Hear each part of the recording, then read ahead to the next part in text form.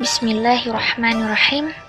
Assalamualaikum warahmatullahi wabarakatuh.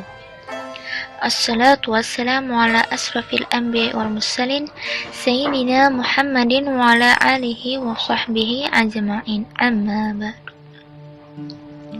Segala puja dan puji, syukur kita panjatkan kepada kehadirat Allah Subhanahu wa ta'ala yang telah melimpahkan kita rahmat dan hidayahnya, serta salawat serta salam kita haturkan kepada Nabi besar Nabi Muhammad SAW yang telah membawa kita dari zaman kegelapan menuju zaman yang terang benderang. Pada pembahasan malam ini kita akan membahas tentang jiwa an-nafs, manusia dalam perspektif Al-Quran. Jiwa dalam bahasa Arab merupakan arti dari kata an-nafs.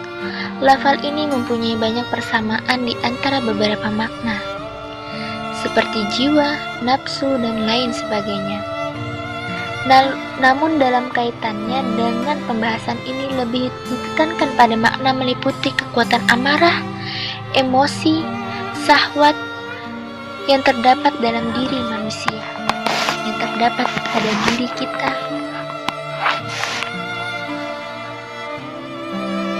Dalam pandangan kalangan sufi, nafsu merupakan sumber utama yang melahirkan sifat-sifat tercela dari dalam diri manusia. Karenanya, mereka menyatakan bahwa nafsu harus diperangi dan ditundukkan. Sebagaimana yang diisyaratkan dalam sabda Rasulullah SAW, di antara musuh-musuhmu yang harus lebih diperangi ialah nafsumu yang berada di antara dua lambungmu kanan dan kirimu. An-nafs, jiwa, diartikan pula sebagai sesuatu yang sangat halus, al-latifah. Pada hakikatnya ia adalah jiwa dan esensi manusia. Nafs al-insan wal jatihi. Tetapi ia disifati dengan sifat yang berbeda-beda sesuai dengan kondisinya. Ketika jiwa manusia itu tenang, tunduk di bawah kendali perintah Allah, dan dapat mengatasi kegoncangan-kegoncangan yang diakibatkan oleh tarikan syahwatnya, maka nafsnya semacam ini dinamakan jiwa yang tenang, an-nafs al-mutmainnah. Apabila ketenangan jiwa itu tidak sempurna dan sering mengalami kegelisahan karena melakukan perlawanan dan berseberangan dengan gejolak syahwatnya, jiwa semacam ini dinamakan jiwa yang mengecam, an-nafs al-lawwamah. Ia mengecam setiap pelanggaran dan kelalaian mengabdi dan beribadah kepada Allah Subhanahu wa ta'ala. Apabila jiwa itu membiarkan pengembara syahwatnya tanpa melakukan perlawanan dan tunduk pada bisikan dan seruan setan, maka jiwa semacam ini dinamakan nafsu amarah.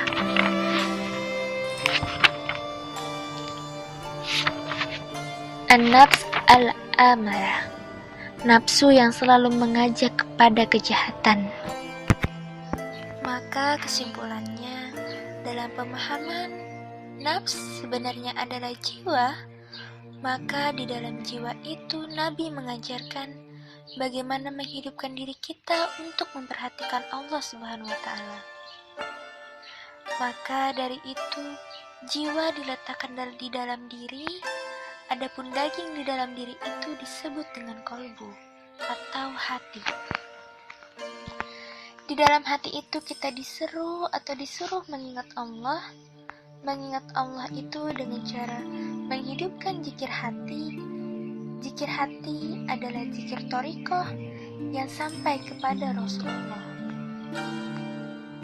Zikir ini disebut zikir khafi atau zikir sir atau zikir rahasia yang tidak boleh disebut tinggi. Zikir ini adalah zikir mudawwamah atau disebut terus-menerus setiap kita hidup, baik secara menarik nafas di hatimu dan turun nafas di hati Allah. Artinya merintihkan nama Allah di dalam hati. Makanya disebutkan di dalam dinding sebelah kiri di bawah hati itu disebut detak jantung yang diisi dengan zikir. Biasanya ditanamkan oleh seorang guru, mursyid kamil mukamil. Di dalam nafs atau jiwa ada nafsu yang perlu diperhatikan. Cara menghilangkan nafsu itu syariatnya adalah sholat dan zikir. Habis sholat, zikir lisan, la ilaha illallah. Setelah zikir lisan, zikir hati kita. Itu proses dasar awal untuk menghilangkannya. Dan di kehidupan kita akan merasakan nafsu itu akan terkontrol dalam zikir. Maka belajarlah terus, kaitkanlah terus dalam diri dan zikir di kehidupan. Rasakan perubahan itu pelan-pelan dengan menghidupkan terus zikir hati, zikir rahasia, zikir khofi, zikir toriko. Dan mintalah kepada Allah Subhanahu wa Ta'ala untuk membuka cahaya hati kita agar dibersihkan dan dibimbing mursyid kita untuk bersama menuju Allah dalam menuju ridho dan kasih sayangnya. Amin. Allahumma amin.